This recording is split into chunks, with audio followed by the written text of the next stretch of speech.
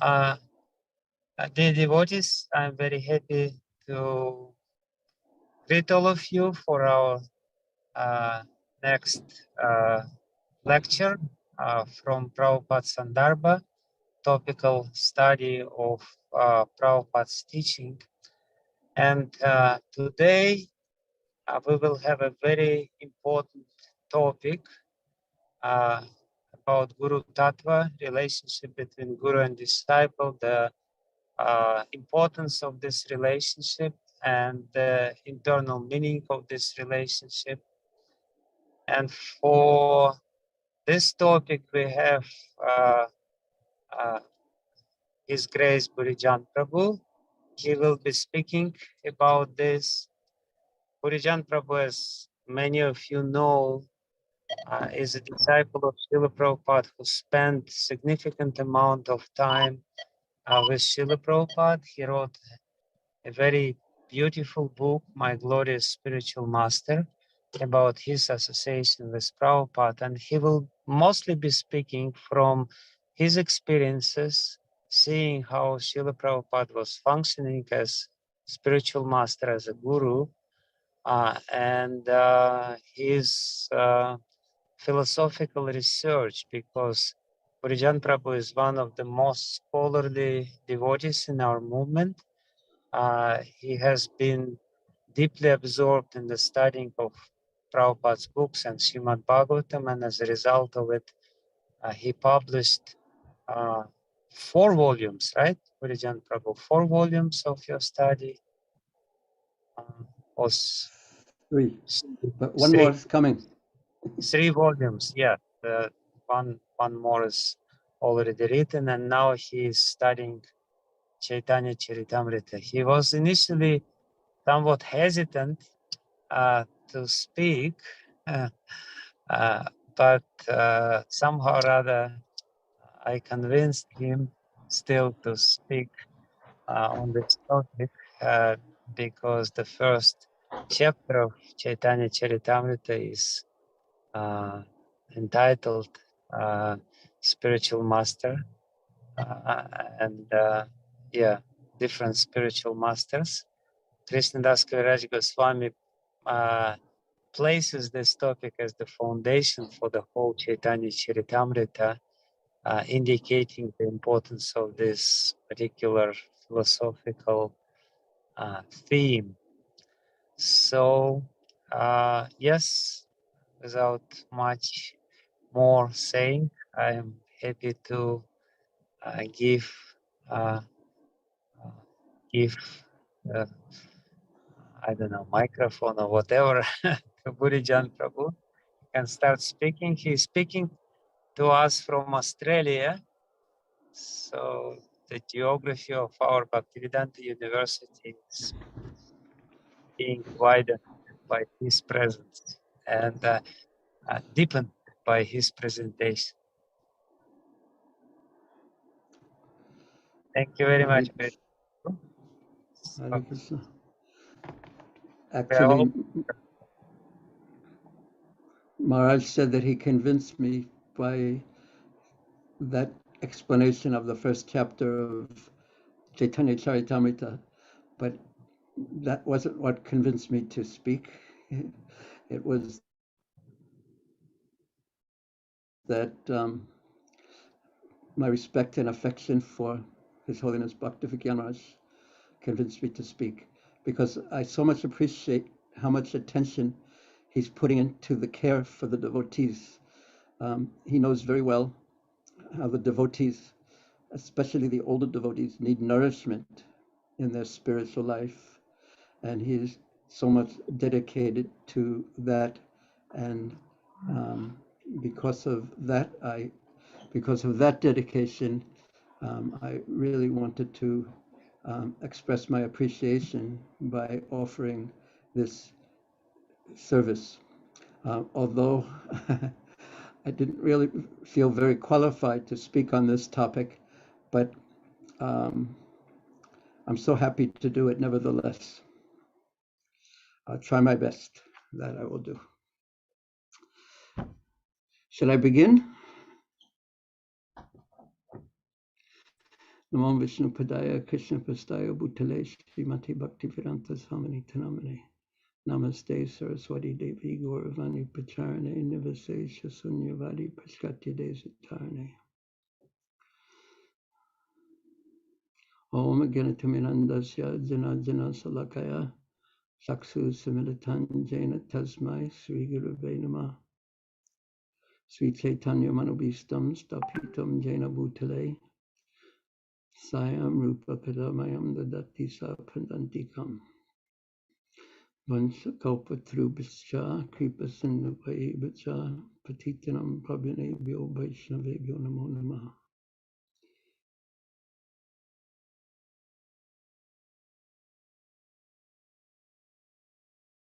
Hare Krishna. The way I'm going to approach this topic of the Guru is I'll start by reading something from one of Prabhupada's lectures in London, I believe this is in Hyderabad, in India, in South India, in 1976. But there are many lectures that Prabhupada gave that cover this point. Please listen carefully. Chaitanya Mahaprabhu has asked everyone to become Guru. Everyone. Because there is need of Guru. The world is full of rascals. Therefore, there is need of so many Gurus to teach them. But what is the qualification of the Guru? How can everyone become Guru? This may be the question. And the next question, because Chaitanya Mahaprabhu says, Amara Agyai Guru Hai Tare Desh. A Desh means wherever you are living. Guru Hai Tare Desh. A Desh means wherever you are living, you become Guru and deliver them. Amara Agyai Guru Hai means this is my order to you. Suppose you are living in a small neighborhood. You can become Guru and deliver them. Suppose you are living, how is it possible? I have no education, have no knowledge. How can I become Guru and deliver them? Chaitanya Mahaprabhu said, it is not at all difficult. Yare deke tare kaha Krishna upadesh. This is your qualification. If you simply deliver the message given by Krishna, you become Guru. Krishna said, Sarvadhamam pratyaja mamekam sharanam braja. You preach, you request everyone, sir, you surrender to Krishna. You become Guru. Very simple thing. Krishna said, Manmana bhava madbhakto madhyaji mam namaskaru. You say that. You say, you become a devotee of Krishna. You should offer your obeisances. Here's a temple. Here's Krishna. Please come here. You offer your obeisances. And if you can, you offer patram, pushpam, palam, toyam. Prabhupada then said, it is a very simple thing. Anyone can secure a little flour, a little fruit, a little water. It is not at all difficult. So this is the Guru's qualification. Guru does not show any magic or produce some wonderful thing. Then he becomes a Guru by this qualification. Now,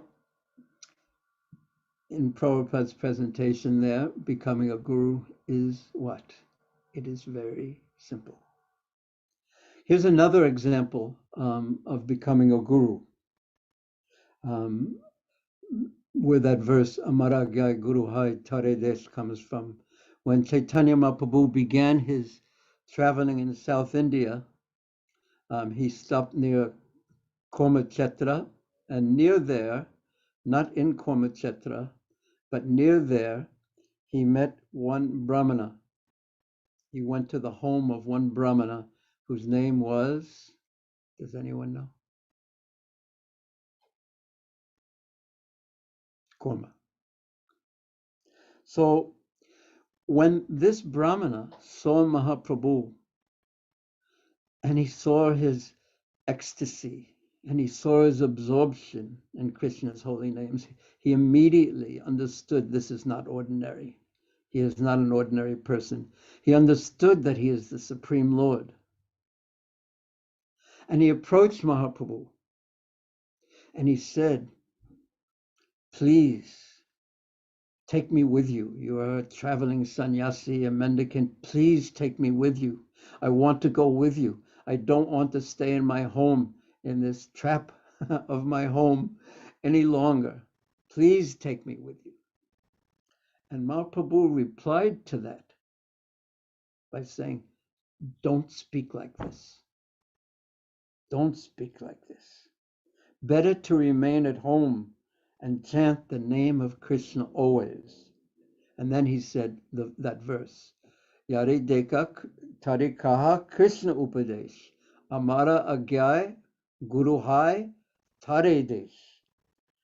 And here is the meaning that Prabhupada gave to that verse in Chaitanya Charitamrita, and this is from Madhya 7, just when Mahaprabhu is beginning his South India tour. And in Chaitanya Charitamrita, there's such a wonderful description of that. So this is how Prabhupada translated that verse in Chaitanya Charitamrita. Instruct everyone to follow the orders of Lord Krishna as they are given in the Bhagavad Gita and Srimad Bhagavatam. This is Krishna Upadesh. In this way, by instructing everyone, and Prabhupada also told me that in a letter once, he said, whoever you meet, please ask them to chant Hare Krishna. So of course, one has to use a little discrimination when applying that principle, but it's something to, it's right out of Chaitanya Charitamrita, Mahaprabhu's order. Ask everyone you meet to chant Hare Krishna. Ask everyone you meet to follow Krishna's instructions as given in Bhagavatam and Bhagavad Gita. And then the verse continues. In this way, become a spiritual master and try to liberate everyone in this land. Because as Prabhupada said in that Hyderabad lecture, there is such a need for gurus. And then the next lines that Mahaprabhu said are very, very interesting, because this devotee, this Kurma, he wanted to travel with Mahaprabhu and thereby keep in his association. He feared losing the association of Mahaprabhu. And Mahaprabhu told him, Kabuna vadibe tomara vishya taranga ponara pietane pabe mora sangha. That if you follow these instructions, your materialistic life at home, it won't stop, it won't obstruct your spiritual advancement. Indeed, if you follow the regulative principles and do what I say, we will meet here again.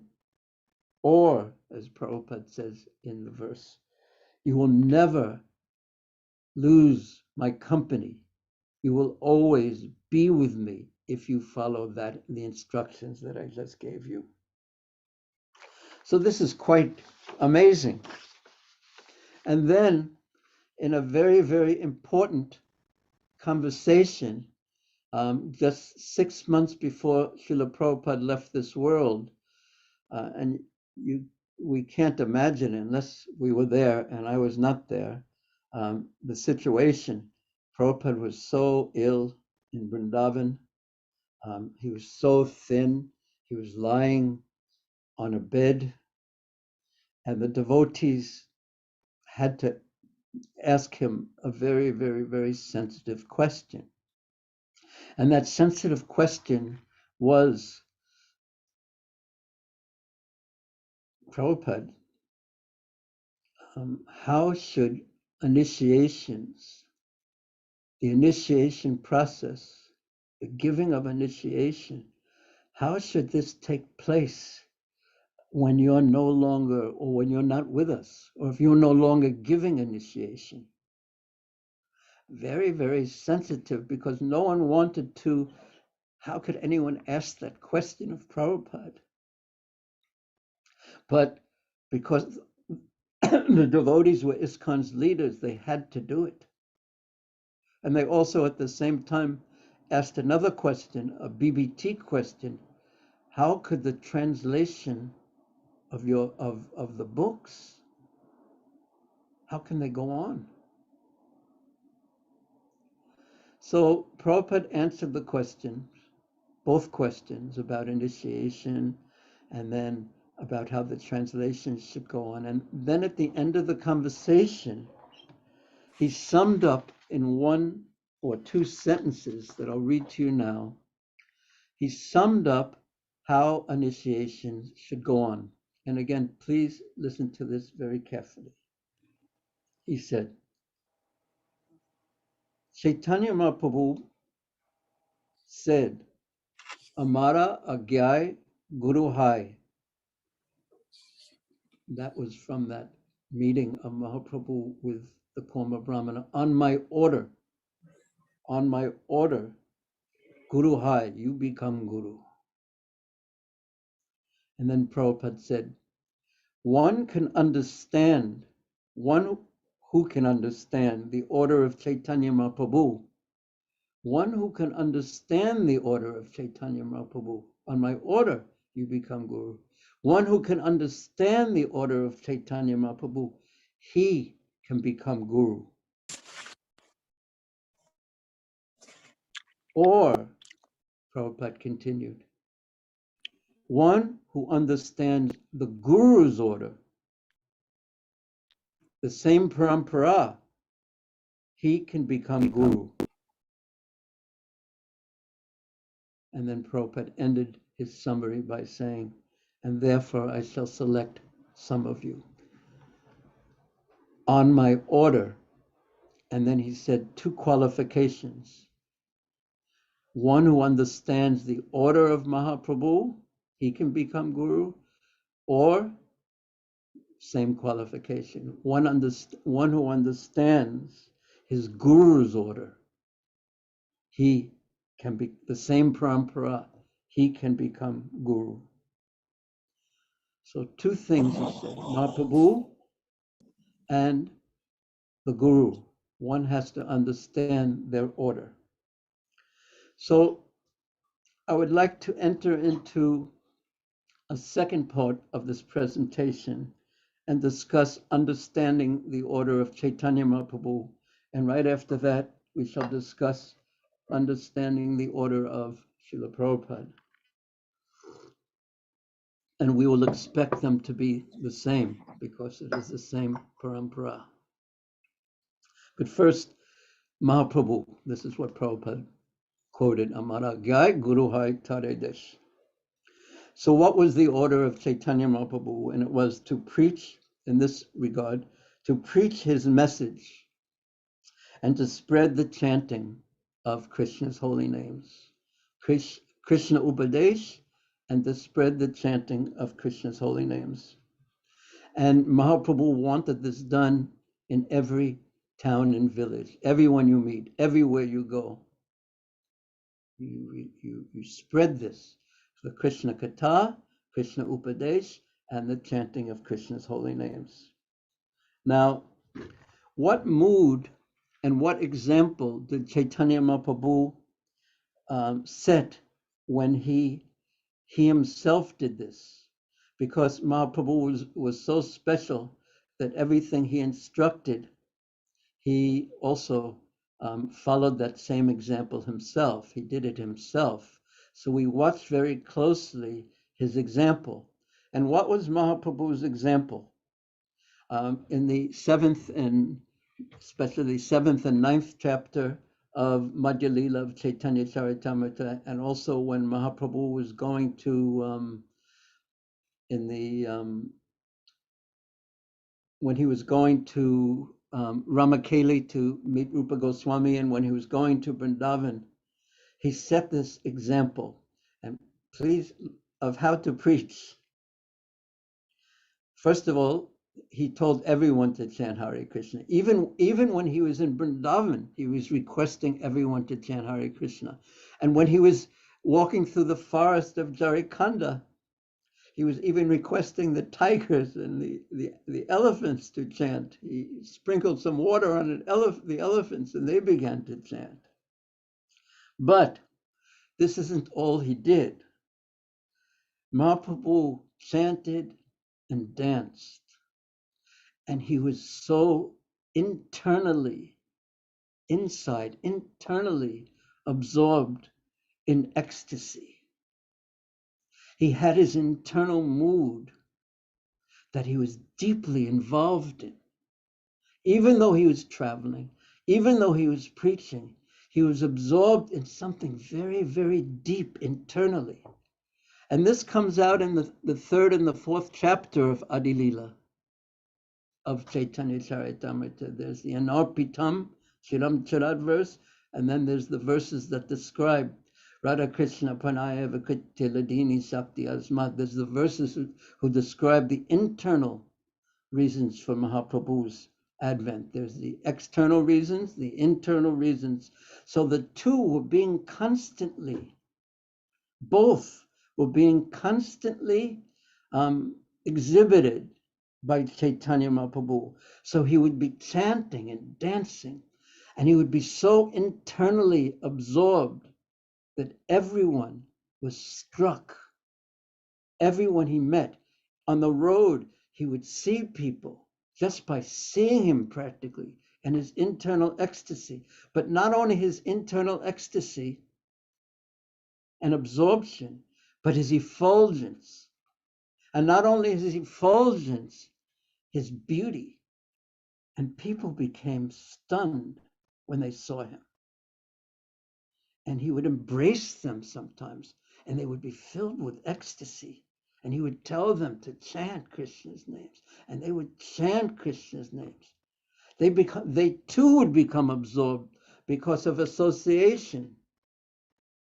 They would become tadiya. They would become like fire because he was on fire. And they would chant.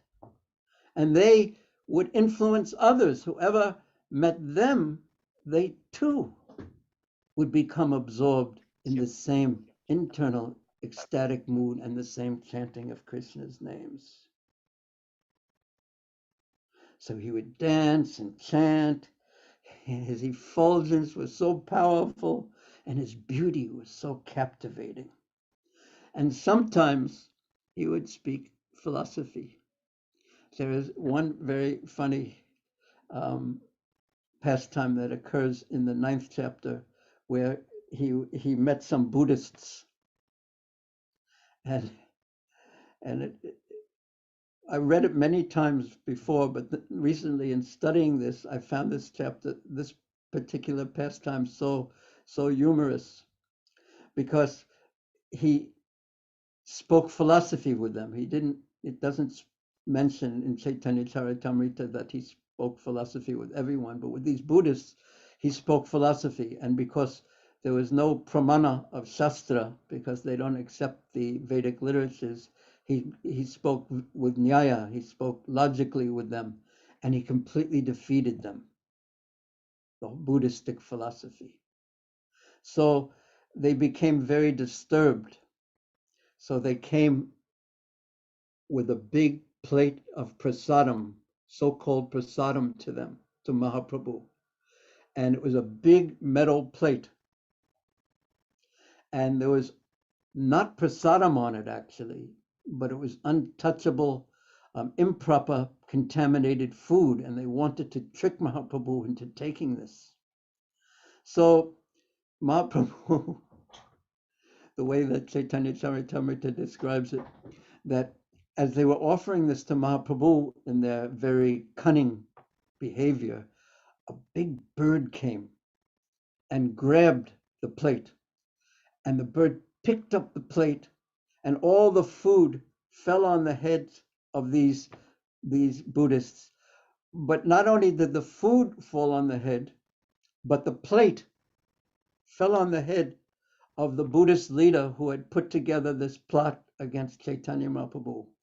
And Chaitanya Charitamrita describes, Krishnadas Kaviraj Goswami Maharaj describes that the sound of the plate made a big noise, a big sound, like a gong. So if you are all anywhere aware of what the Buddhists like, they like the sound of a gong very much, and it makes a very loud and ringing sound. Gong. So the plate made this sound when it hit the head of the head Buddhist monk, and he fell unconscious. So what is the goal of Buddhism? Is you have to become unconscious, basically. You lose your sense of self, you lose your consciousness, you lose all sense of happiness and distress. You're unconscious, basically. So there was the head of the Buddhists, after making this great Buddhistic gong sound, he was unconscious on the ground. So the disciples of the Buddhist, rather than being so happy that our leader has achieved this great perfection of being unconscious, rather than that, they were very unhappy. They were very sad. And they were very frightened because they knew they had done something wrong. And look at the result. The result of Buddhism was the result of their offense. He was unconscious. So rather than being thrilled that their leader had achieved perfection of unconsciousness, they all went to Mahaprabhu and said, please save him, please save him, please save him. And how did Mahaprabhu save him? He told them the Hare Krishna mantra, or the mantra of Krishna's names, and they chanted it in his ear, and he woke up from his perfect state of unconsciousness and became ecstatic. And then the way that Krishnadas Kaviraj describes it, Mahaprabhu very playfully disappeared. So I thought that was, I found that very humorous. So that wasn't the usual way that Mahaprabhu taught, but it was his sweetness that usually convinced people, and his internal absorption and his beauty. So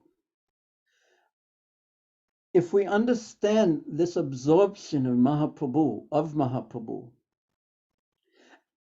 and it overflowing into his ecstasy and his potency in telling people to chant Krishna's names, if we understand both the external, the repeating Krishna's orders, Krishna Upadesh, and the internal, the depth of realization, then we can understand more fully Prabhupada's instructions on who should serve as guru. There's the Krishna Upadesh, there's tell everyone to follow it, and then there's something very, very deep inside when one understands this. Now, that was a little glimpse, and when one reads Chaitanya Charitamrita, it's full of sweetness, the sweetness of Sri Chaitanya Mahaprabhu's Odarja mood, his merciful mood. And I just, of course, spoke just a little bit about Mahaprabhu's mood that we should understand, and understand his order too. Now, I would like to also now speak a little bit about Prabhupada, because Prabhupada said, one who understands Mahaprabhu, Amaragyai Guru, Guru Hai Taredesh, or understands his guru, then he can become guru, he can serve as guru. So I'd like to move to understanding something about Prabhupada now, because Srila Prabhupada did something that was, you could say, very difficult, or you could say amazing, or you could say impossible.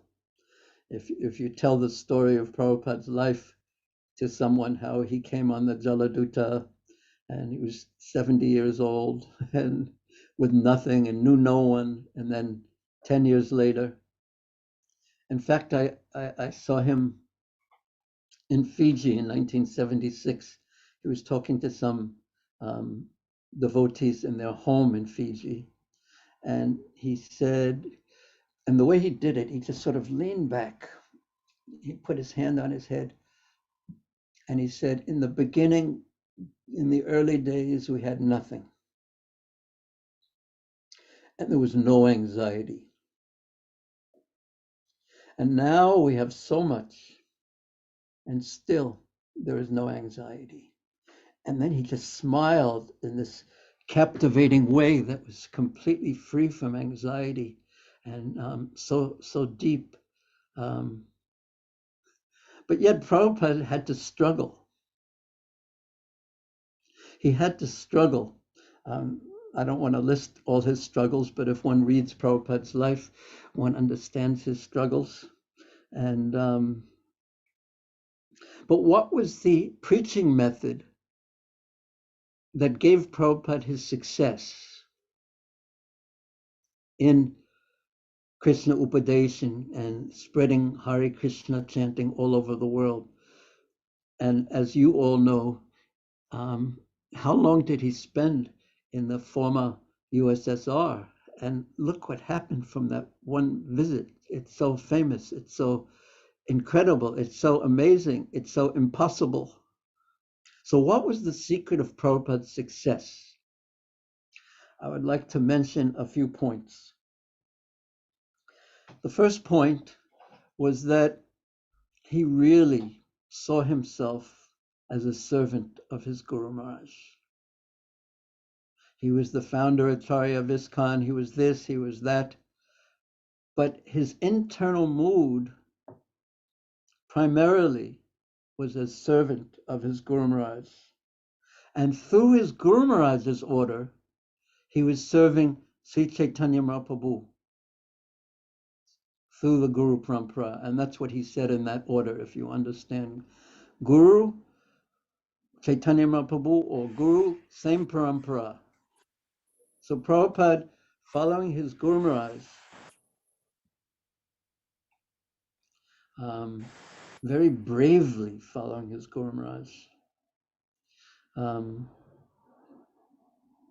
That was the first point. He only really considered himself a servant of his Guru Maharaj. I guess yesterday someone sent me a video, a short video of Srila Prabhupada in the Los Angeles temple, and his feet were getting bathed with honey, with yogurt, with water, sitting on a big Vyasasana, and Prabhupada was accepting that. But it was all in the mood of service to his Guru Maharaj. So that is when he sat on the Vyasasana like a king, challenging anyone to disagree with him practically. I once saw him in a Bhagavatam class in 1975 in Melbourne.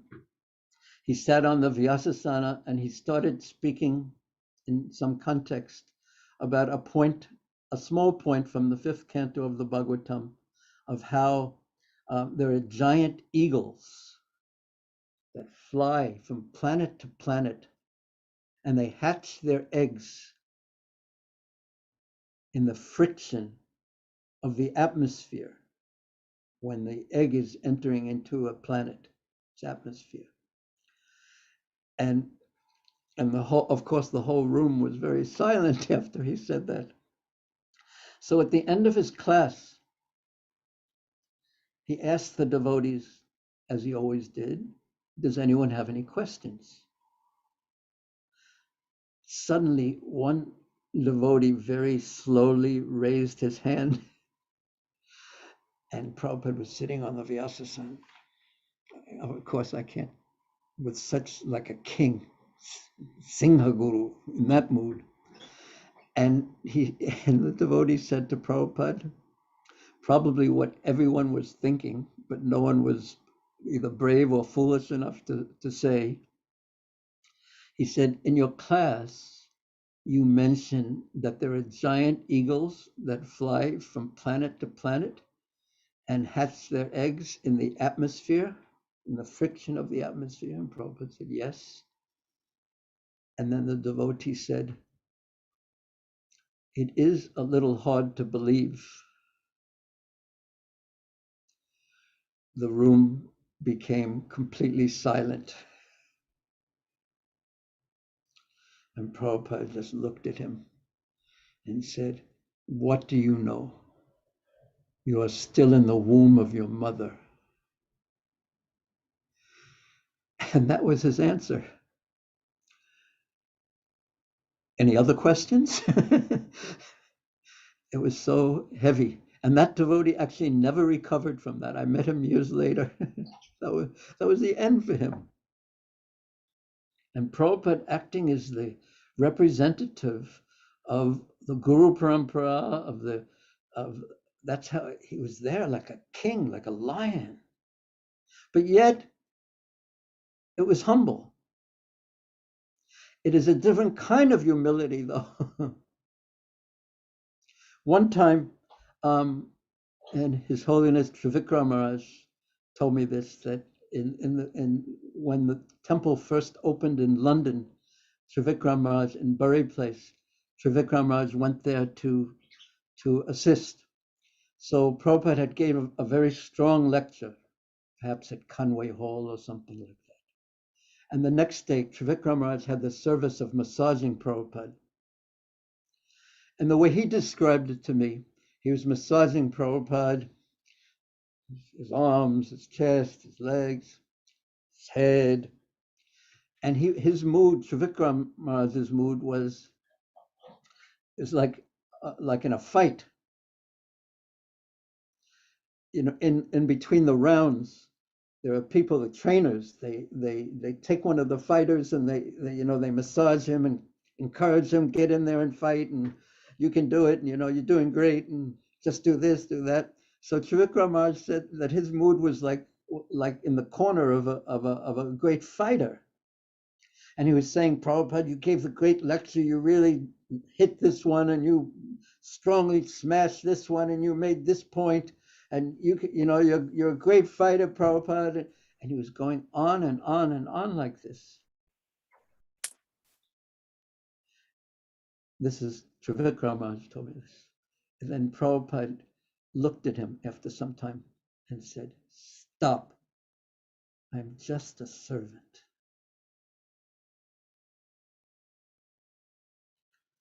So ultimately, Prabhupada was fighting, because humble doesn't just mean like this.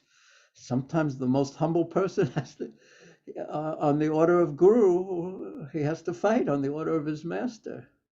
So Prabhupada had that in the core of his heart, that type of humility that caused him to be humble like his Guru Maharaj was humble, also a lion. And but he kept that in the core of his heart. Sometimes Prabhupada would ride in a Rolls Royce, the most fancy of all cars. And when the reporters would challenge him, why as if he was, they were thinking that this leader, this spiritual leader, is exploiting his followers. And he's riding in a Rolls Royce, and they sleep on the floor and they work all day long. He's exploiting them. That's how the reporters would think. So they asked Prabhupada, you're riding in a Rolls Royce. Why were you riding in a Rolls Royce? And Prabhupada's reply was something to the effect of, because they did not have a better vehicle to give me. So it appeared on one sense that he was proud, but he was doing this in the greatest humility, actually, taking these positions and accepting this service. And his mood and desire was so big to spread Krishna consciousness. It was so big. And one time in the Philippines, just myself and Jagatrini Mataji, my wife, it was right before the program was going to begin. In the program, there was perhaps 500 people waiting to hear Prabhupada. Most of them were Indian. Oh, excuse me, someone may have sent me a message and it may be telling me, no, it's in Russian, so it's not for me. Because sometimes I can speak very fast. And maybe Madan Mahan Prabhu was telling me to slow down. I didn't know, but no, it wasn't. No, everything is correct. So in You the can continue. Philippines, okay, yes, thank you. So Prabhupada it was right before the program and was going to begin, and there's a little room outside outside the stage, the green room, I think it was called. And Prabhupada was just sitting in there, and just myself and Jagatrini Mataji was sitting there with Prabhupada. And there was a little wooden flag from the hotel there, and Prabhupada just touched it, and it broke. And he just laughed. And even something simple like that had so much meaning. And the message I got from that is just, he said, his laugh meant just see this world, you touch something and it falls apart. But then he said to us, both of us,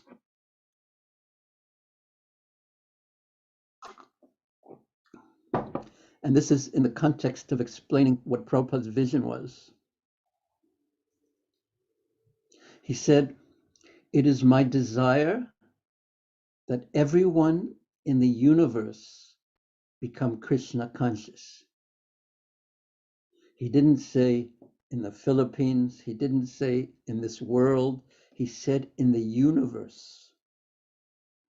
It is my desire that everyone in the universe become Krishna conscious. And then he looked at us and said, "Please help me fulfill this desire." So that was his vision. So when I repeat this to devotees, this story, this little pastime, I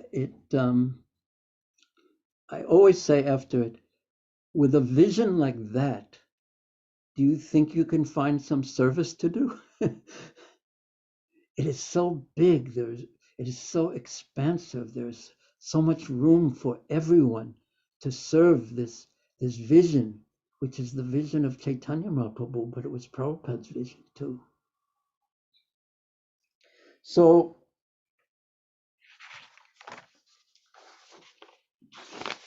now,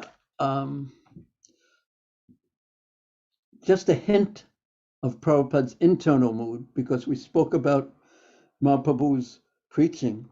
And when we talk about Prabhupada's preaching and his expansive mood, we also should talk about what his internal mood was. And there was one time, and I only have hints of that. One time I actually told him, because I had heard this funny story that one early devotee, Vishnujan,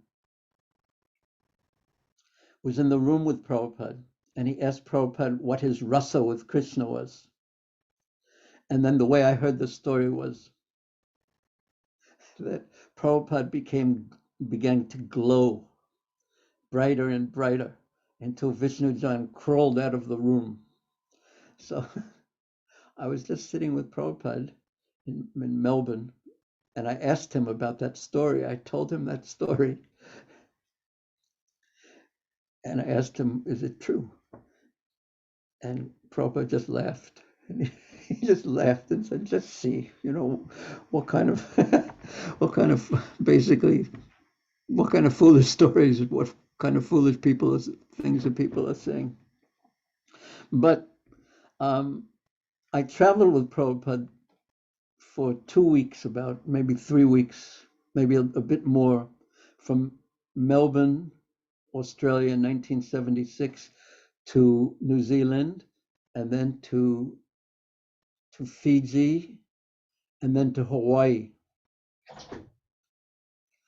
And And then I went to Los Angeles, and Prabhupada stayed in Hawaii. And then after I was in Los Angeles for some time, I went to Dallas, Texas. And then when I was in Dallas, Texas, the devotees asked me to do some deity worship. And this was because I had been in Hong Kong and faraway places where there was no deity worship.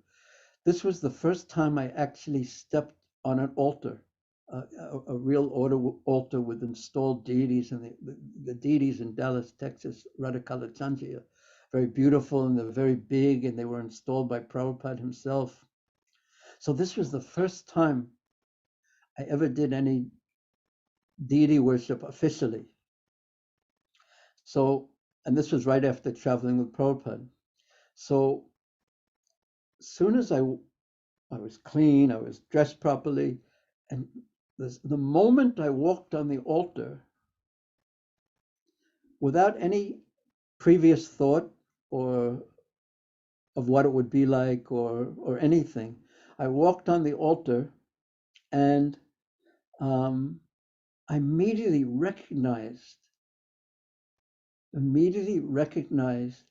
the feeling, the mood on the altar, which was Radha and Kalachandji,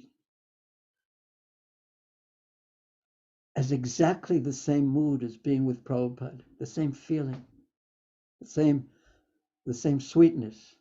And then I understood a hint of Prabhupada's secret is that Radha Kalachandji, Radha and Krishna were in Vrindavan, and Prabhupada always carried Vrindavan with him. That was his secret. That was my hint, or a hint of Prabhupada's internal mood. And then there are other hints that you can read in different books. Hari Sori Prabhu hints at it, but Prabhupada wouldn't speak about it. But one devotee who was a young boy when Prabhupada was alone in Vrindavan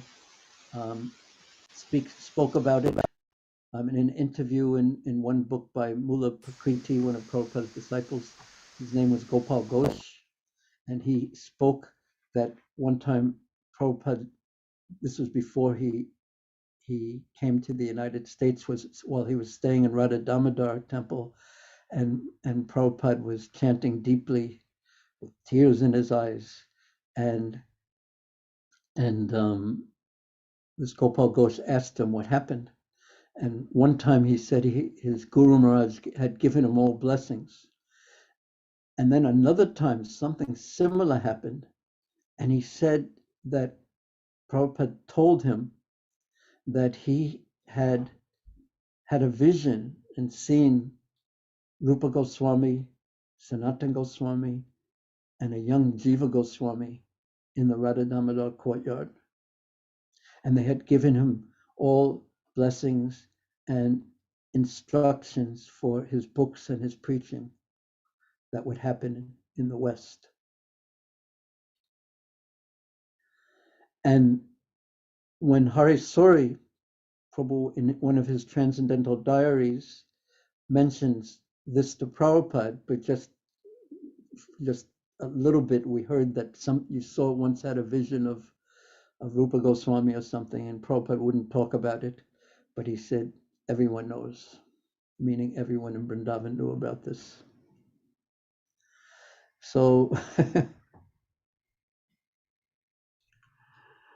so now, so he got blessings from Srila Rupa Goswami, Srila Sanat, because he's so sincere. I can't say why, but his desire to serve was complete. That I heard him speak about in one lecture. That I desire, if you want some people wanted bricks, and they got bricks, meaning the buildings, and others wanted to serve, and they got service. And he was speaking about himself. He wanted to serve Sri Guru and Gauranga. So now I'm going to read, after talking about a little about the external and internal mood of Prabhupada, I would like to read again that answer that Prabhupada gave to the question, who could be guru? Because I spoke about what Mahaprabhu's mood was and what he did in Prabhupada's. So Prabhupada said, Chaitanya Mahaprabhu says, Amara Agai, Guru Hai, Tare Desh. One who can understand the order of Chaitanya Mahaprabhu, he can become guru.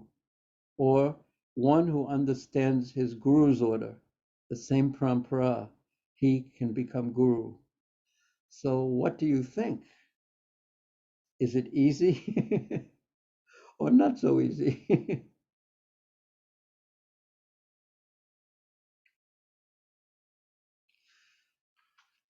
Yes, of course, we could stop now and we could discuss that all night long, but there's more that I would like to say. The next part of this presentation is I begin it with a question. Can I or should I preach or even act as guru, even though I don't have even a reflection, a semblance of the great potency that or in eternal absorption that Chaitanya Mahaprabhu had or Prabhupada had? Should I do that? So I would like now to read a pastime from Chaitanya Bhagavat, or part of a pastime from Chaitanya Bhagavat about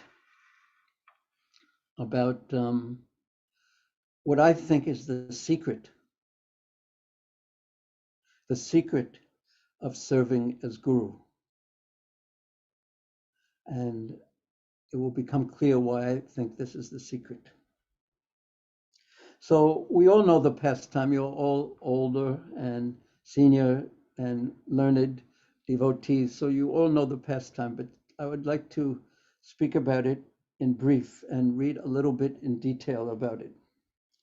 So Mahaprabhu told Nityananda Prabhu and Haridas to go and preach and tell people to Bolo Krishna, Bhajai Krishna, Koro Krishna, Sika, to the same instruction, basically, to chant Krishna's names, to follow Krishna's instructions, and to worship Krishna.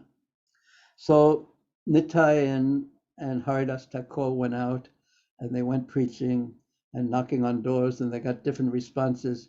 We could spend another few hours just talking about this pastime in detail because it is so sweet and so wonderful and has such a happy ending too. But and they got different responses. Some people were happy to hear them. Some people said yes. Some people chased them away. And then they met Jagai and Madai, who were of Brahminical birth, but they were acting in the lowest, most terrible, sinful, horrible, cruel way. And then Nityananda Prabhu said, or he thought, that if I can bring these two to Chaitanya Mahaprabhu, I will increase his glory. And then, if I can serve Mahaprabhu by bringing these, I will be a true servant of Chaitanya Mahaprabhu because he's Patita Pavana Hetu. So first of all, Sri Guru and Gauranga. All glories to Sri Guru and Gauranga. Who is Sri Guru? That is Nityananda Prabhu. And Gauranga is Sri Chaitanya Mahaprabhu, the Supreme Lord. So here Nityananda Prabhu is acting as Guru. Guru as servant of Gauranga, as the Supreme Lord, and of course as Chaitanya Mahaprabhu. So then when he went to give the instructions that Mahaprabhu had ordered him to give to Jagai and Madhai, they became angry and they were drunk and they chased him and Haridas for a long time. And there's very, very funny exchanges between Nityananda and Haridas. And then when Mahaprabhu was told what had happened that night, he became very angry and said, I will kill them. I'll cut them to pieces. But Nityananda Prabhu, being the guru, said, if we can deliver these two, then you will be known as Patita Pavana, the deliverer of the fallen. And you delivered me, he said, and I am so fallen. So if we can deliver these two, if you can deliver these two, it will your glory will be even greater.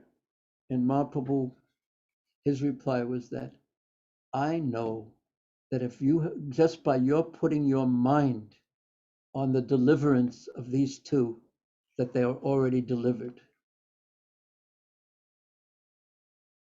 And all the devotees who were present, they all were so thrilled. Jai, jai. They were ecstatic to hear this. So then, very soon after that, Nityananda Prabhu was wandering, and the kirtan was beginning in one of the homes of the Vaishnavas, and he met Jagai and Madha. You all know the story. And his mood was, and it said it in Chaitanya Bhagavat, and but I failed to read it. His mood was, as Sri Guru, that if I can somehow evoke the mercy of my master, of Chaitanya Mahaprabhu, upon them, then it will be successful, my saving them. If I can somehow evoke his mercy on them, then they will be saved. This is Sri Guru, and this is the secret. So Nityananda Prabhu walked over to them, and he decided in his mind that I'm going to deliver these two. And he stood in front of them, and they said to him, what is your name? And he said, Avaduta.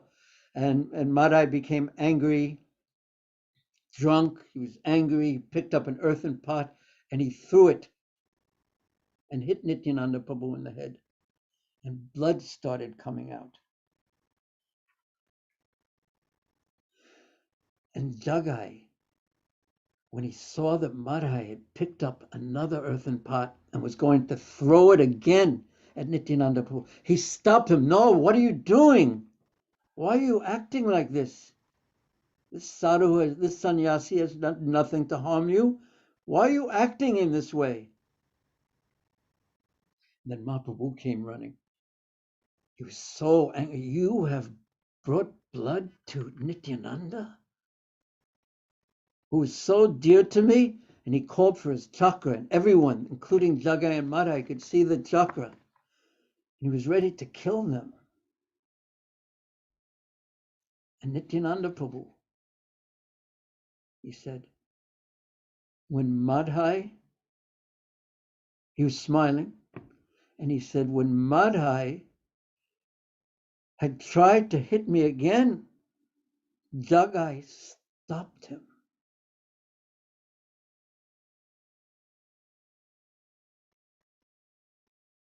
And Chaitanya Mahaprabhu, his heart melted. You have saved my Nityananda?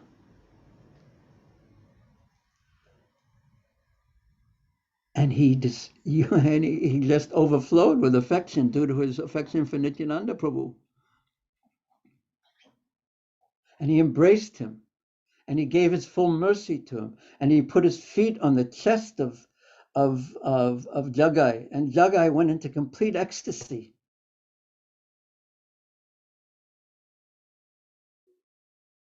And Madhai then approached Mahaprabhu, seeing the ecstasy of Jagai.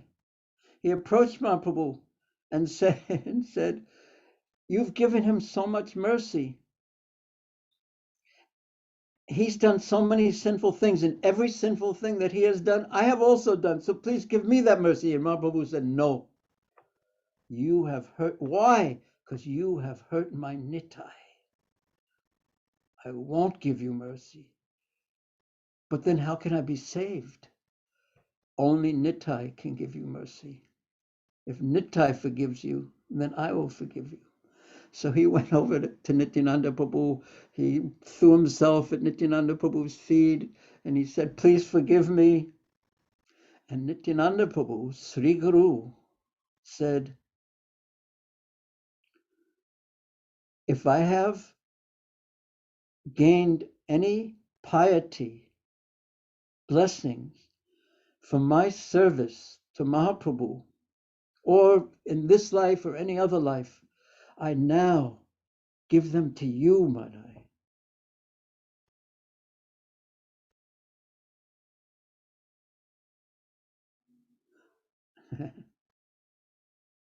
And then Chaitanya Mahaprabhu completely forgave him, and with such a happy ending. So this is Sri Guru. Nityananda made a plan, even though he had to shed a little blood.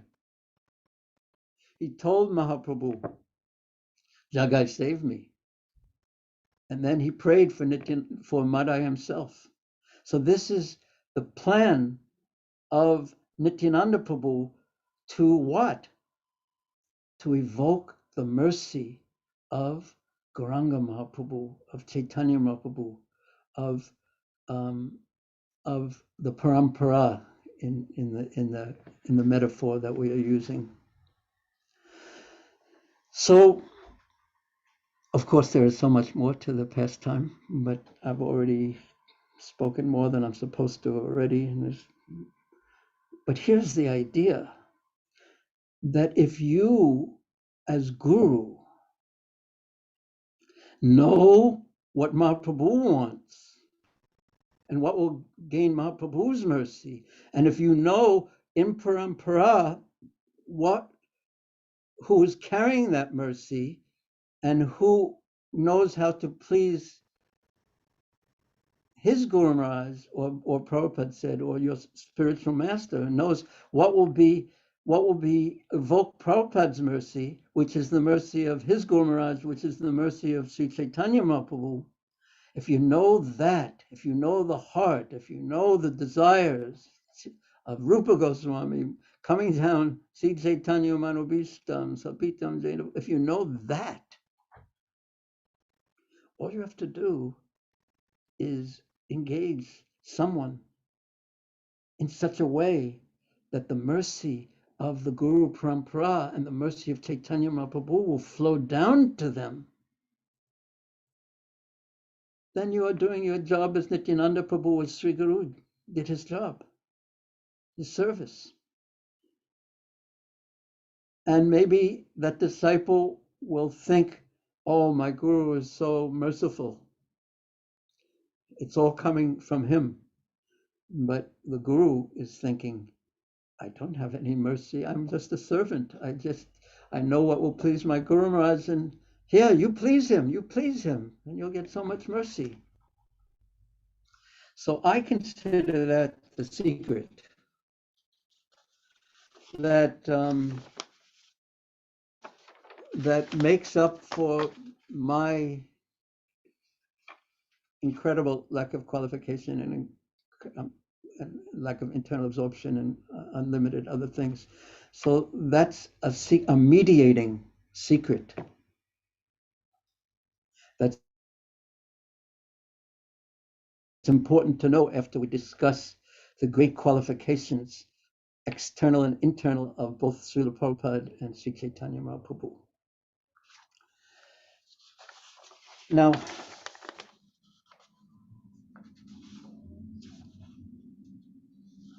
I have some thoughts I'd like to share with you on advancing in Krishna consciousness, but I'm a little afraid that it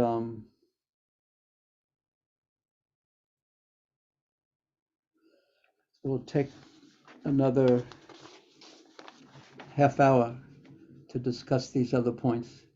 Madan Mohan Prabhu. Bhurijana Prabhu, please go ahead. Svadu, svadu, pade, pade.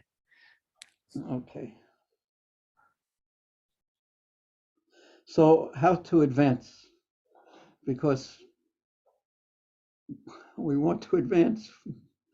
Why do we want to advance? Because it's not at all pleasant being unadvanced, at least I can say from my own experience.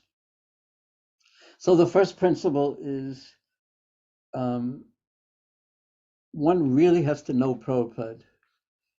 And that's very easy in the sense of we should read and study his books very seriously, because they are essentially his commentaries on the main Gaudiya Vaishnava Shastras, the most important Gaudiya Vaishnava Shastras. So if you want to know his heart, his desire, if you want to understand him, just read his books. But don't just read them to memorize them, but read them in the mood, like right now you're listening to me. But just imagine if Srila Prabhupada was here, or if he would walk into your temple room of your room of your house, you'd sit him down, you'd say Jai Prabhupada, you'd bow down, you'd give him a garland. But what would you really want him to do? You'd want him to speak. And what would you like to do? You'd like to listen and hear the words that he was saying very, very carefully, understanding that they are very, very sacred.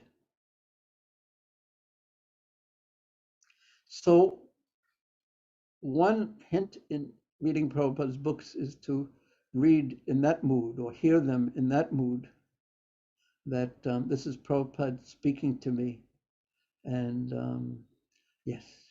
And one interesting thing happened to me. I once went to an Ayurvedic doctor in South India, and he was a bit special. And he didn't learn in the traditional, in the usual Ayurvedic way. He went to an Ayurvedic college, studied in an Ayurvedic college, but wasn't satisfied.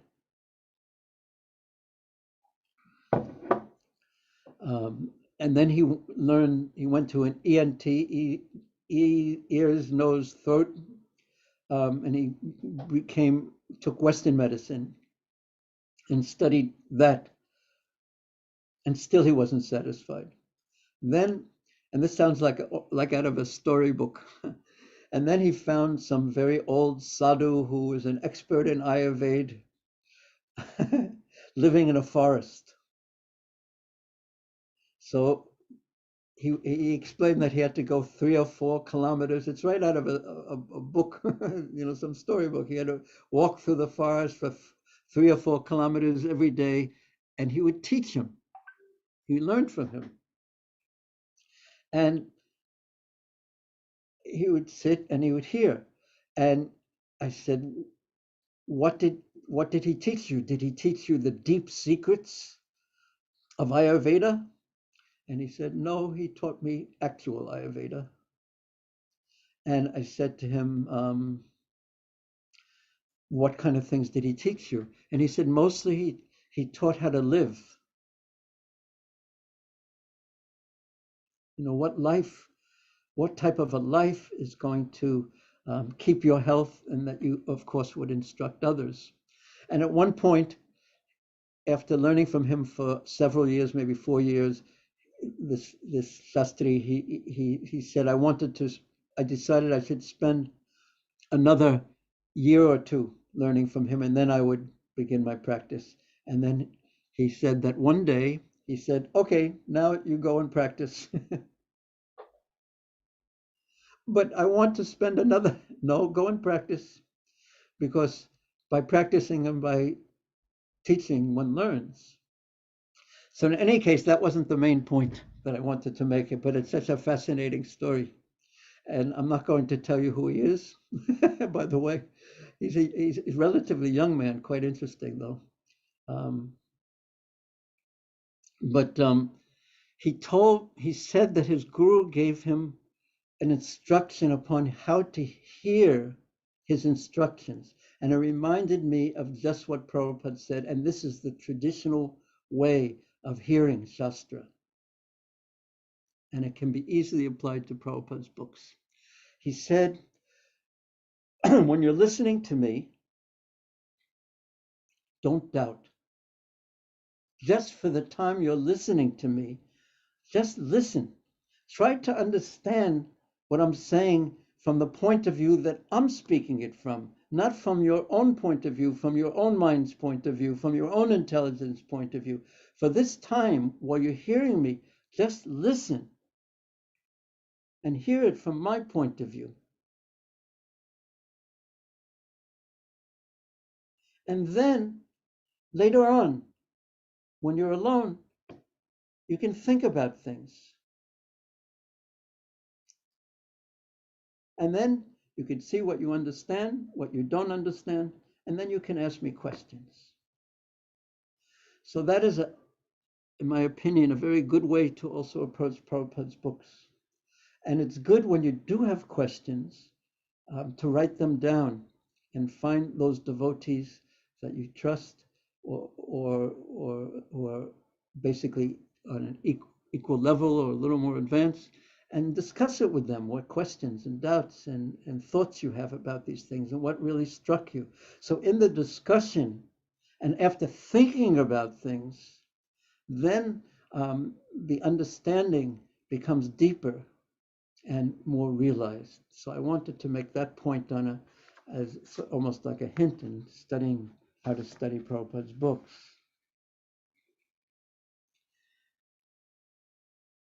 Another point on the elements of sadhana bhakti, and this is described by Srila Rupa Goswami about even about bhava bhakti, but it's also described early about sadhana bhakti, that there are two principles. One is called chestarupa and the other is called bhava rupa.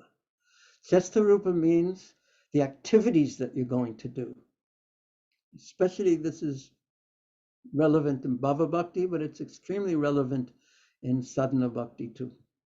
That the activities, and after we've been a devotee, after we've been, we learn how to dress like a devotee, we learn how to put on tilak like a devotee, we learn how to sing all the songs, we learn how to play the musical instruments, we learn this, we learn that, how to serve prasadam, how to eat prasadam, we learn how to preach, we learn whatever services we do. That's chestarupa, the activities of sadhana bhakti, of devotional service. But then there's also bhava rupa. And bhava rupa means the mood in which the activities are done in. So when we do our services and all the activities, after we master the external parts of it, and still we're not satisfied, that's Krishna telling us now we have to really, first we're excited learning everything, all the new things, and then we become excited teaching others all the new things, how to do all the activities. But still, we won't be satisfied until we have the bhava rupa, or the proper internal mood when we're performing these activities, the external activities. But they're not really external because they're sort of siddha bhakti very often. They have the potency of bhakti in them, many of them.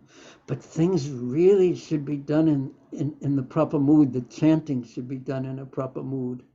I heard Prabhupada and I heard this section, I heard it maybe 5 times today, this point, because it was so striking to me. He was talking about, and Prabhupada didn't always speak about the mood, but he talked about the mood of the Goswamis and the mood of Chaitanya Mahaprabhu as 2 things, separation and searching. Separation and searching. Now that really hits on the bhava rupa. And he said there cannot be separation without love. So meditating on these things and understanding that we are just servants,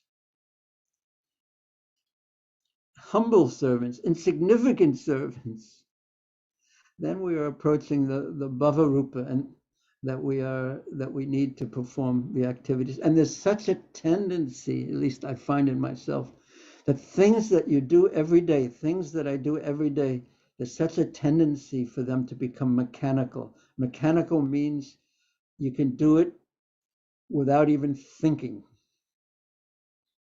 without having any mood to it, any bhava to it. And that is not going to be satisfying to us. So the dissatisfaction from doing things externally is Krishna telling us, it's his kindness telling us that we have to work on our bhava rupa, or the internal mood. And what should that internal mood be according to who we are, what our advancement is, what our purity is. We take that up, and we can learn all these things by hearing and studying and reading Prabhupada's books, and from the devotees who are more advanced than us. And so when we go about our service, the Chestarupa, think of the Chestarupa as being your field of activities, where the principles that you're learning theoretically are applied. And introspectively, we watch ourselves.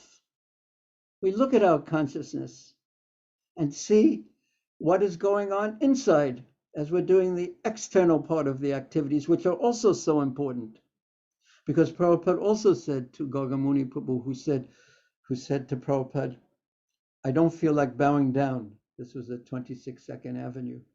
Should I bow down anyway? And Prabhupada said, yes. Because if you do the external, if you bow down, gradually the feeling will come. But this is part of the process of how the feeling comes. First understanding that I don't have that feeling, and then understanding that, I've been chanting for 50 years and I don't have any bhakti. Then some humility comes, and then from humility, Trinadapi, Sinichana, then some prayer comes. Krishna, unless you're merciful to me, unless Guru is merciful to me, unless Nityananda Prabhu is merciful to me, then what hope do I have? What hope do I have? What hope do I have? So being introspective and conscious as we go about our service and the activities of sadhana bhakti, the Chestarupa, will really help us. And to have someone, devotee friends, to discuss these things with is so important. Prabhupada in Hong Kong, we were in the Hong Kong Hilton Hotel waiting for the elevator. And Prabhupada, we had been there alone for many, many years, struggling and trying to preach. And Prabhupada looked at me and said, we are humans, we are social by nature. And if we don't make friendship with the devotees, then, and just as he was saying that, the elevator came, the lift came, and the doors opened. And he got in, and he said, and if you don't make friendship with devotees, you will be forced by social nature of humans to make friendship with non-devotees. And then you won't be able to follow the principles. And there he was in the elevator, and we were outside the elevator. Quickly, we ran, and the doors closed. It was very dramatic. But we need friendship with devotees, people that we can open our hearts to and speak honestly. And that means very confidentially too. That means you don't read about it in the newspaper the next day. So confidentiality is very important too. And another point in this, something that I've been just studying recently in the 19th chapter of Madhya Lila about, and it's very interesting that Prabhupada was dictating the purports of the instructions about the Bhakti Lata Bija. He was dictating to those while he was in Hong Kong in 1974, and he had me listen to these very purports, and there were some very important instructions that he wanted to give me in them, and they were very, very, very powerful and very heavy too. So in any case, we all have read this in Chaitanya Charitamrita, and he talks about planting the Bhakti Lata Bij and Ihan Mali Nitya Sechi Shravanada Jal, and watering the Bhakti Lata Bij through hearing and chanting. And then he talks about the two things that have to be avoided so that the Bhakti Lata Bij, the devotional creeper, grows all the way to the spiritual world. Two things have to be avoided. And I know that you know these things. First one is offenses. And the second is upasakagan, or the weeds of devotional service. Labha pratistadi yate upas, labha puja pratistadi upasakagan. These, the material desires springing up along with devotional service. And and this really struck me because we usually emphasize or, don't commit aparads. But these weeds are very subtle, especially when you say you're an older devotee, you have some disciples and people give you gifts all the time and people throw money at you and people bow down to you. And there's such a tendency for a conditioned soul to get some pleasure out of that. There's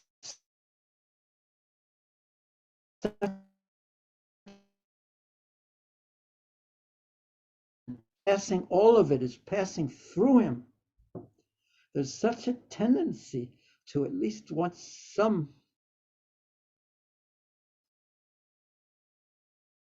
I just got notified my internet connection is unstable. Are we okay? Madame Mahaprabhu? Bhurijana we Prabhu, can. momentarily we lost you for about 30 seconds. Maybe you could repeat the sentence that you have just spoken again, because I lost it and I couldn't hear it. What was the last thing I said? Well, you said that we start experiencing some pleasure from what people do to us by throwing money at us and bowing down. Selfish pleasure, self-absorption. And then you see that if some person, you want them to become your disciple and they want to become someone else's disciple, and you feel bad about that, and all these material desires and insecurities can come to the heart, and people give donations, as I said, and at least something should fall into my hand from those donations, and on and on and on and on and on. And Prabhupada, well, not actually Prabhupada, but Mahaprabhu tells Rupa Goswami that the Bhakti Lata Bija must be protected. And if we have these other desires, Krishna may fulfill them and not give us what we really want, and the creeper won't actually grow. The growth of the creeper is curtailed. So Kaviraj Goswami says, if one does not discriminate, watch carefully between the bhakti creeper and the other creepers, these creepers of material desires, of nisidachar, kutinati, labha, puja pratistadi, upasakagan, these other weeds. If we don't introspectively discriminate between one and the other, and this isn't only true of for gurus, but everyone should become guru, but for senior devotees, and it's all there. What do we want? So if we don't introspectively watch for these things, the water of our devotional service of hearing and chanting will cause these weeds to grow. So therefore, Kaviraj Goswami or Mahaprabhu says, as soon as an intelligent devotee sees an unwanted kripa, upasakagan, growing beside the original kripa, the bhakti lata, he must cut it down instantly, he says. Then the real kripa, the bhakti lata, grows nicely, returns home back to Godhead, and seeks shelter under the lotus feet of Krishna.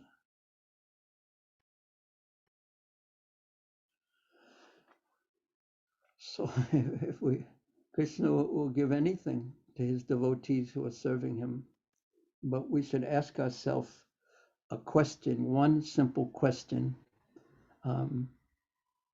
again and again and again and again. And that question is, why did I come to Krishna consciousness? Why did I join? What did I want? And what do I want? What do I really want? What do I really want? These are the questions we ask ourselves very privately and not in public. And we answer them just between us and ourselves and Krishna.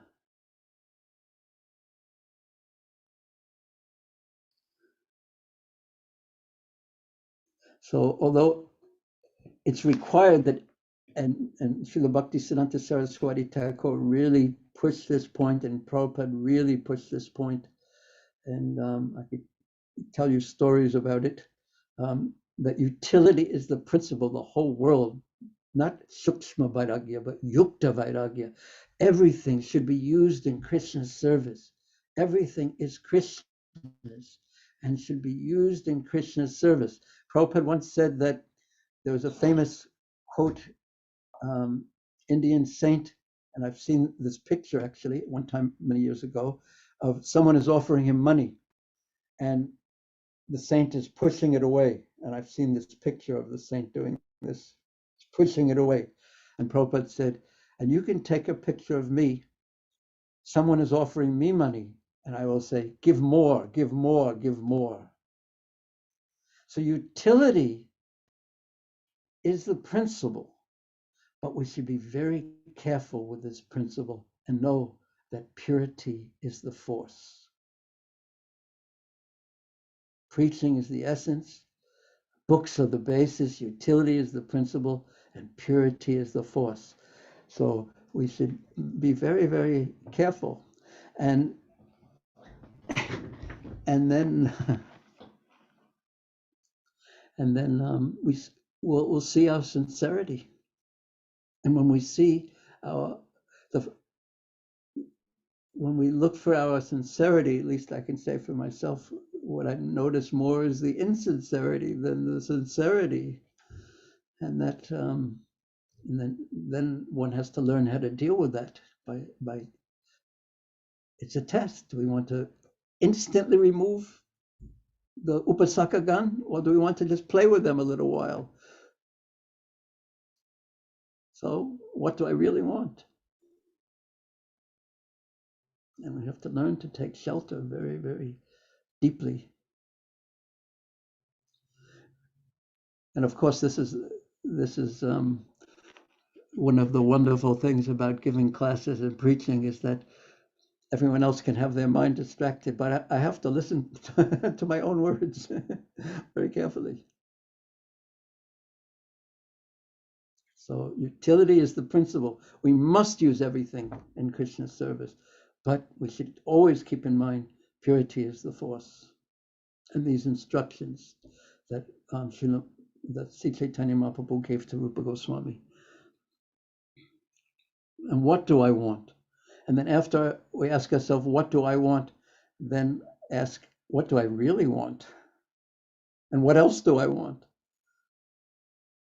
And deal with these things very, very deeply and privately and personally, and even share it with other devotees who you trust.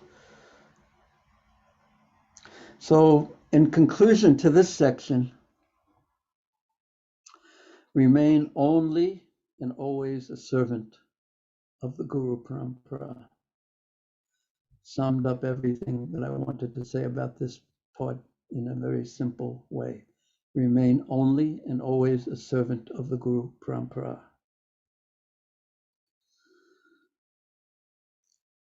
Madam Mohan Prabhu, there's one more section, but I could stop now, or please tell me what to do.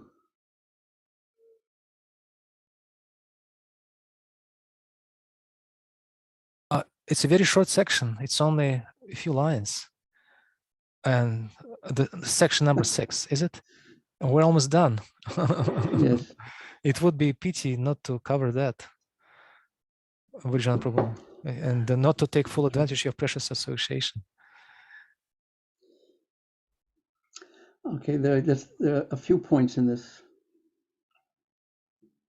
They're just interesting points that leaders, gurus, they can keep in mind, that everything is not always black and white.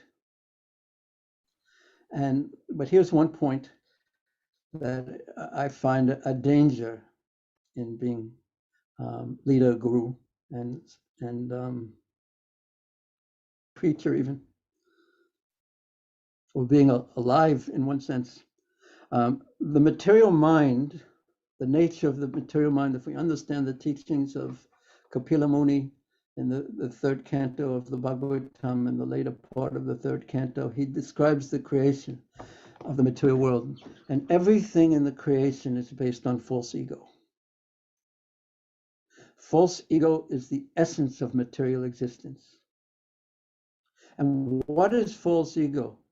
It's the bubble that we carry around, which is our consciousness, or at least in which I'm imagining that I am the center. That is false ego. And there is a tendency when one gains a position, even though one may be very pure,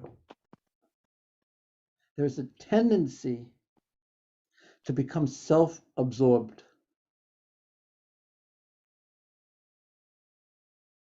When I have a leadership position, I tell people what to do, they do it. And I take myself very, very seriously and absorbed in me and my thoughts.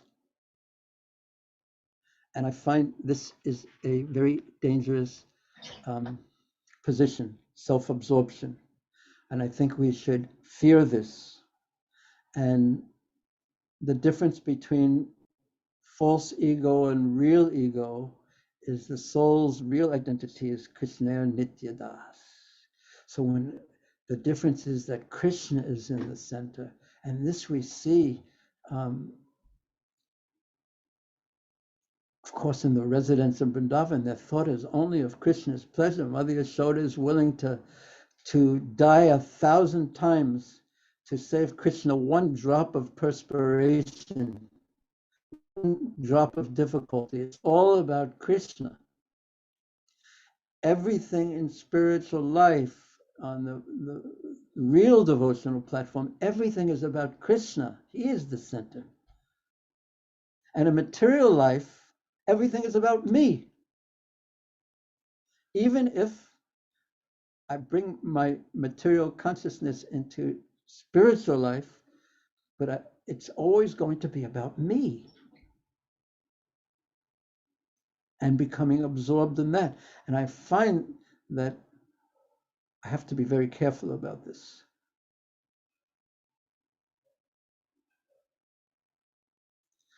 So we should fear this, in my opinion. We should fear self-absorption and remain absorbed in being a servant. We have That identity is I'm a servant of Sri Sri Guru and Gauranga. Chittate Koriya Aikya. Same point. And this, of course, is all points within the discussion of how to be a guru.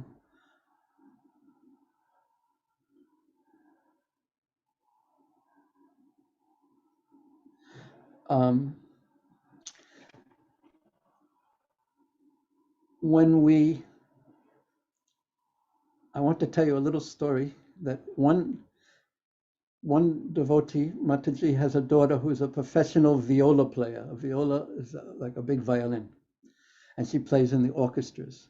So when I was visiting, and I asked her if she could play something.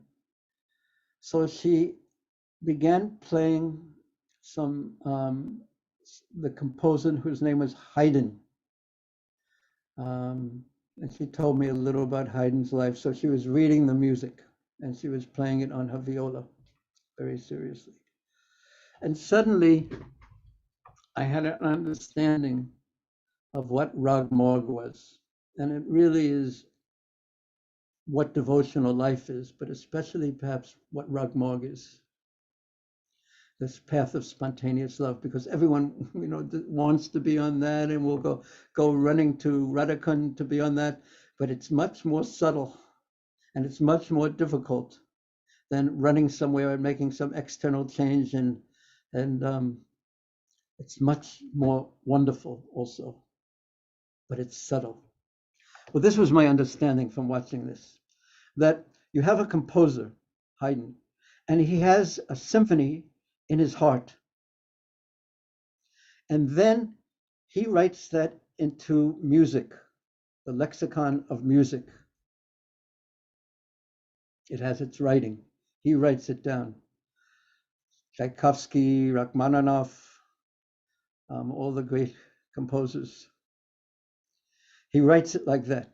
But then you get a person who's playing the viola, and they look at the music, and on one level, they have to be so expert on the mechanics of the violin that they don't have to think anymore about the mechanical things, like da da da da, the scale, da da da da, and how to move the fingers and everything, because what they really want to do is not be translating in their intelligence while they're playing, and now I have to do this, and now I have to do that, and now this calls for this type of a movement and this type of a movement. But what the art is, the composer has opened up his heart and put it into the music. And you, as the player, have to touch the heart of the composer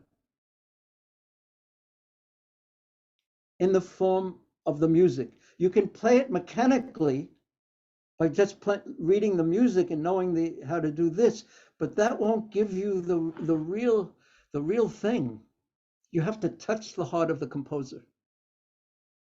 And then that has to come out through your instrument, and it will come out in your own way, but it will be completely in harmony and chaste to the heart of the composer.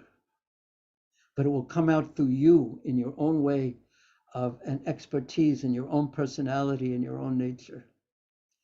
Now, I don't know if I've made my little analogy clear, but we have to be very expert in the basics, in the philosophy, in the following of the principles, and this and that, so it's automatic, it's completely natural.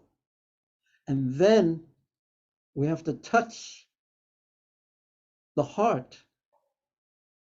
We have to chittate Koriya Aikya. We have to be one in heart with ultimately the residents of Vrindavan, one resident of Vrindavan. The same mood, the same spirit. But if you try to do it without the expertise, you end up with a big mess, a big problem, and it will be a fake and a bluff. So no one wants to take the time to learn da da da da da da da da da da, because it's so boring and it's so mechanical, but it's required. And it has to become so natural that your playing doesn't go through your intelligence at all, but you become heart to heart with the composer through the music, and then you play in your own way. And I saw that Srila Prabhupada did that.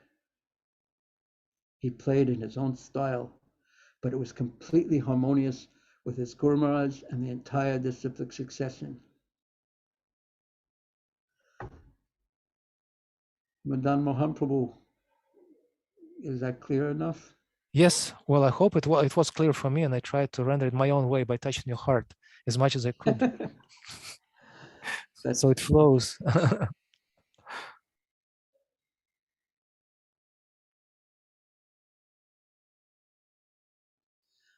A little story about Prabhupada. This was a very rare expression that Prabhupada made. I never heard him,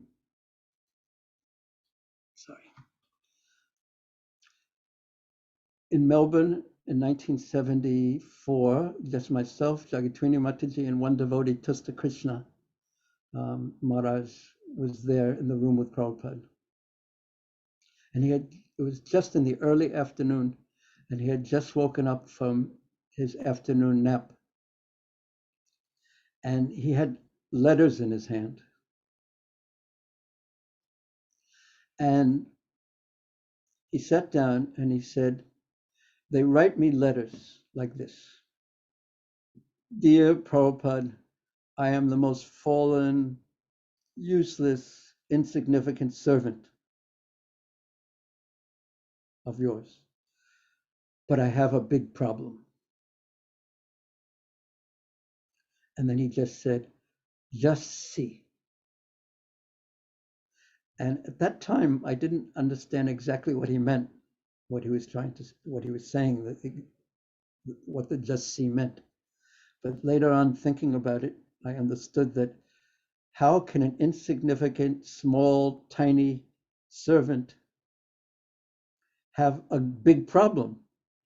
If you're insignificant and tiny, all you can have is an insignificant and tiny problem. So that's what he meant when he said, just see. Just see how this person doesn't understand what they are saying. So, and then he looked at us and said, he didn't criticize them, the person. He didn't say who it was or anything, but he said, I wish I could train all my disciples personally, but what can I do? So this is quite a puzzle in one sense. It was clear that the devotees would have really benefited from Prabhupada's personal association, his personal training, him pointing out subtleties. But what could he do? Krishna wanted him to do something else. Krishna inspired him to spread Krishna consciousness all over the world. And it wasn't easy either to be in his association constantly, because it was like being near fire. You also had to be fire. You had to be fired up and see things the way he saw things. So I put this forward because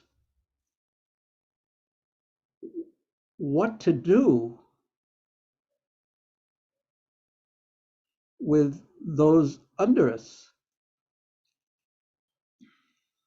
and should we be with them, just keep a small number of disciples or something, and train them individually and thoroughly to our capacity, or be a traveling preacher and have disciples all over the world and be pulled to one thing after the next.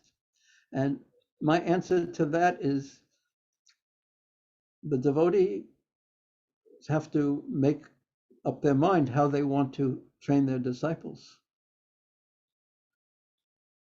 There's no fixed way. There can be Shiksha gurus, or the Diksha guru, for example, could be the main Shiksha guru, but someone has to train them. Ideally, some really don't require training because they're not ready for training. But anyone who's ready should be trained, and that's one of the reasons why, even though I really felt, in many senses, very embarrassed when Bhaktivedanta Maharaj asked me to give this class, because I don't feel I should be the one speaking about what guru is, certainly. But out of appreciation for the fact that although he has so many followers and disciples, but he's trying to set up ways that to train the leaders and that everyone gets some training. So out of my respect for that and affection for Maharaj and appreciation for that, that's why I agreed to step into this territory where perhaps I shouldn't really be stepping. I couldn't say no. Yeah, so I really appreciate that. So one way, Hare Krishna, there you are. Are you still in the car? We have already arrived. I'm not in the car. Yeah. So, but it's a decision that consciously has to be made. How am I going to take care of these people? It can't be just ignored. That responsibility is taken. But that was such an amazing circumstance when Prabhupada said that. I wish I could train all my disciples personally, but what can I do? So he was inspired, and Krishna wanted him to do something, and he did it. And he set up a system. And then one last story that I would like to tell about Prabhupada, also very significant. In 1975 in Melbourne, sitting in the room with Prabhupada while he was taking massage. He was getting a massage. Sri Kirti Prabhu was giving him a massage, and I was the only other person there. And Prabhupada was talking about how he allowed women to live in the temple, and his godbrothers criticized him for that. But he said, because I made that adjustment, I was successful of allowing women to live in the temple. So then Sri Kirti Prabhu asked a very wonderful question. He asked, how do you know the difference between making an adjustment and making it, changing the philosophy, know the difference between what's adjustable and what's not adjustable?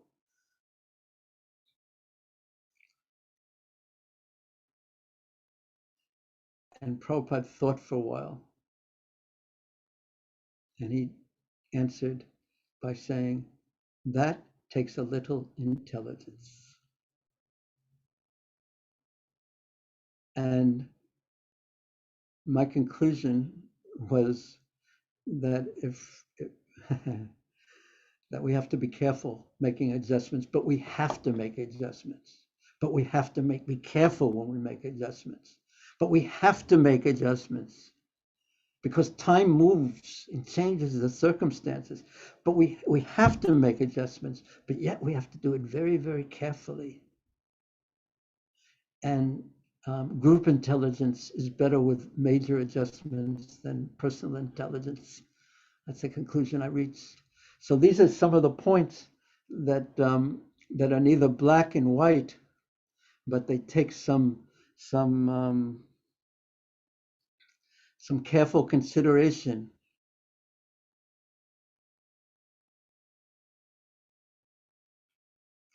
And then I can't resist just telling you, in one sense, my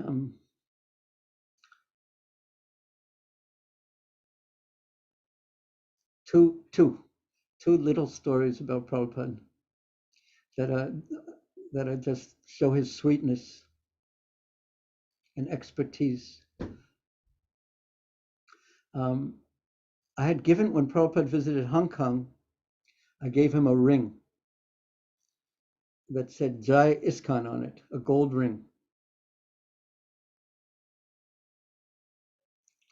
And because there was some trouble in ISKCON, and I was very innocent, I think. So I was trying to encourage Prabhupada. So I gave him this gold ring that said Jai ISKCON on it. So in Japan in 1972, he was getting massaged by Sudama Prabhu. And Sudama saw and just I was the only other person there. And Sudama saw the ring. And he was previously Prabhupada's servant. And he saw it was a new ring. So he said, Prabhupada, you have a new ring. Who gave it to you? And Prabhupada just sort of turned and looked at me. And he said to Sudama, answering the question, who gave you that ring? And he looked at me and looked at Sudama and said, oh, someone.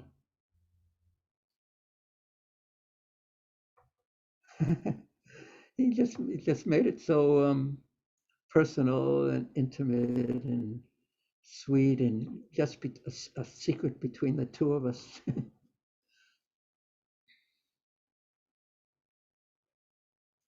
Yeah, that was very special. And then just a last point, and then that on the plane between Fiji and Honolulu, it was an all-night flight, and it was almost empty. And Prabhupada was sitting in the front in one compartment, probably first class compartment, I think, and I had I had a row of seats in the back, and in the middle of the night, I woke up. I was lying down on all the seats, and Prabhupada was walking past, going to the bathroom, and the lights were really low, and it was,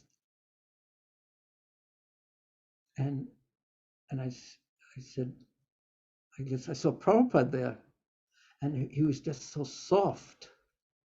And there was no big Vyasasanas, there was no hundreds of devotees chanting Jai Prabhupada, Jai Prabhupada. It was just Prabhupada walking, holding on to the seats as he walked on the plane, as he was walking. And I sat up and I said, Prabhupada, is there anything I can do? And he just looked at me and said, no, everything's okay. Everything's okay. Very, very, I don't know, very touching. Such simple things, but very touching. Okay. I spoke much, too much, and you were all such good hearers. You overcame my reluctance and my embarrassment and my lack of qualification. If I have said something incorrect, please excuse me. I tried my best to present some the philosophy and what I thought about the topic. And Hare Krishna. All glories to Prabhu. Hare Krishna. All glories to all you devotees. Hare Thank you Krishna. very much, Bhurijana Thank Prabhu. you so Thank much. you very, very much. Thank you. Hare Krishna Maharaj.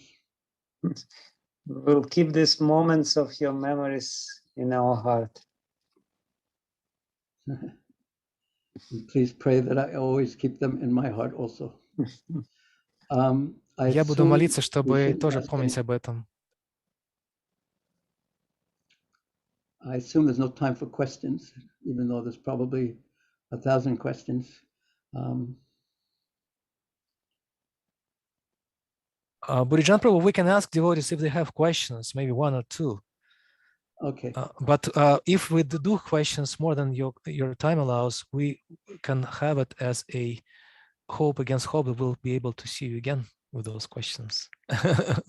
We'll keep them also in the hearts. Дорогие преданные, если у кого-то вопросы, можете сейчас задать Бхуриджану Прабху, но время наше коротко, мы уже исчерпали лимит времени. Если вы... Напишите, пожалуйста, в чате. Не поднимайте руки, напишите в чате, мы посмотрим, какие вопросы мы сможем задать.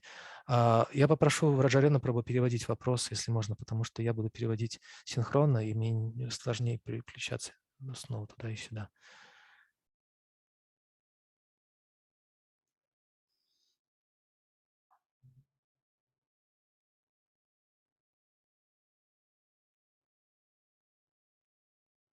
Харе Кришна.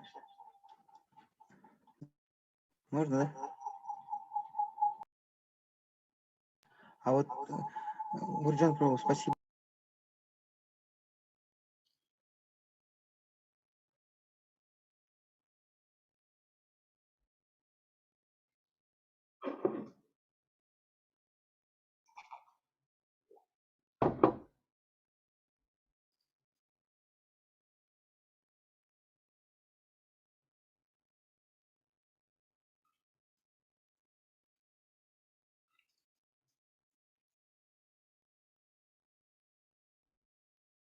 Двиджи Говинда Прабху, если у вас вопросы, вы можете задать по-английски, очень коротко. Задайте вопросы по-английски. Сейчас. Но все, пожалуйста, дорогие преданные, пишите вопросы в чате. Thank you very much for the opportunity to ask questions. Bhurijana Prabhu, thank you very much for a wonderful story.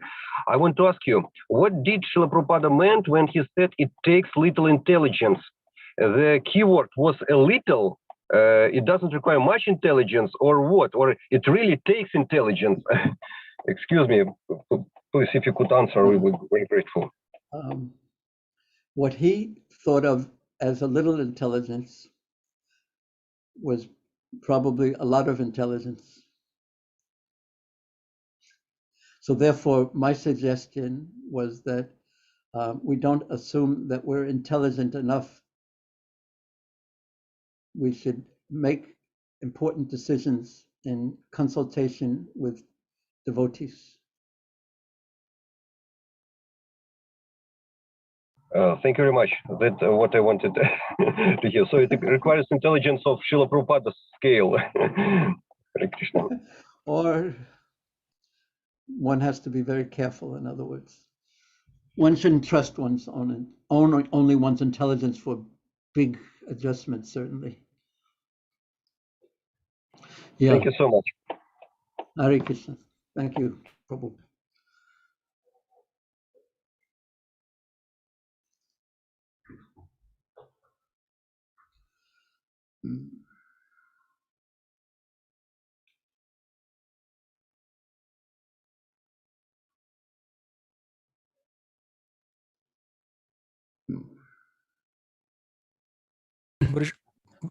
Bhurijana Prabhu, looks like we don't have any other questions except Dayal Nitai Prabhu asked what you felt in Hong Kong when, I guess his question was about when you heard that statement by Srila Prabhupada.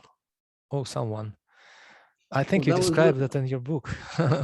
Yeah, it was a very difficult time because my Krishna consciousness wasn't very high, and to be in Prabhupada's presence was like being in the presence, facing the sun. There's no shadow. There was nowhere to hide. I felt mostly during that visit, the whole visit, I felt, well, it was two things. In the beginning of the visit, I felt terrible, mostly terrible. And then by Prabhupada's association, I felt strong.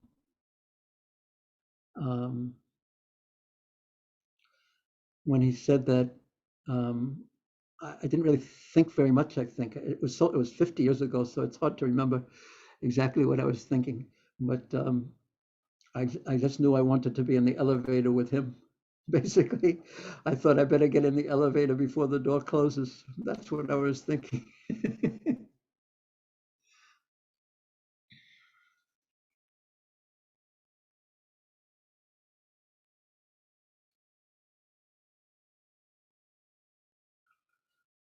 Thank you so much, Bhurijana Prabhu. Looks like devotees have felt they are feeling completely satisfied, and they received much more than they expected. And we want to express our deepest and profound gratitude to you for letting Srila Prabhupada shine through you in his own unique way. And I can only strongly encourage everyone to read the book, My Glorious Master. As I told you once, when I sat down to read that book at night, thinking I would read something light, and I ended up finishing the book next morning. I couldn't put it down. And then I wrote I wrote to you a letter thanking you for that book. And then I would strongly encourage everyone to read that book. I think it's translated into Russian as well. And we want to thank you so much again for sharing your invaluable association with Srila Prabhupada and your experiences and your instructions as well. And we look forward to being able to hear more from you. Thank you all very much. And I so much appreciate the spirit of the devotees from Russia. Большое спасибо. Seriousness in Krishna consciousness and good open-heartedness. And thank you all so much for taking Prabhupada's mission so seriously and the mission of Mahaprabhu. And yeah, we are in awe of you all. Hare Krishna.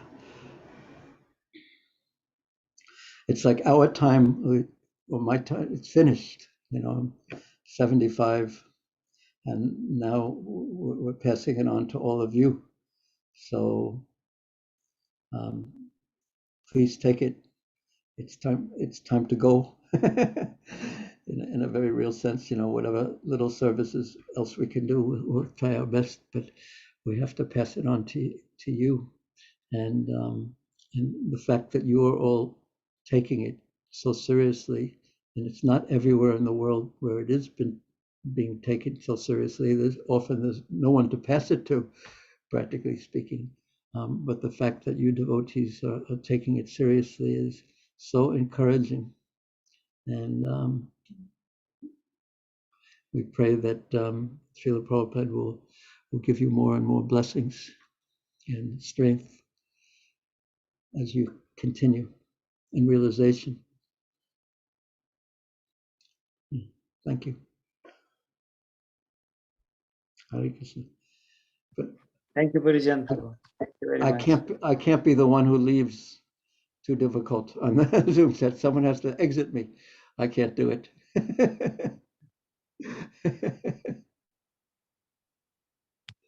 Someone, Madam Mohan, you have to cancel. We'll just end the meeting, and no one will have to inject. We cannot inject you as well, Bhurijana Prabhu. Please don't do that to us. So we'll just cancel. We'll just end the meeting. Thank you so much. Okay. Hare Krishna. Thank you. Hare Krishna. Hare Krishna. Shriman Bhurijana Prabhu ki jai.